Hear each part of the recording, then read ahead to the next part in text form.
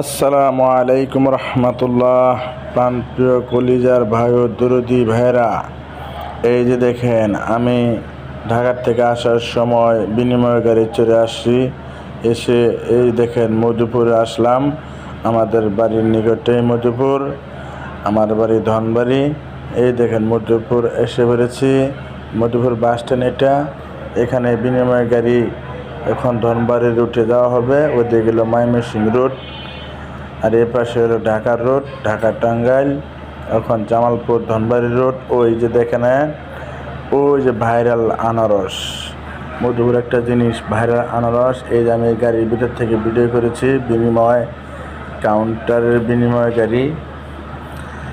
এই যে দেখছেন, এই দেখেন বিশাল বড় আনারস, ভাইরাল আনারস।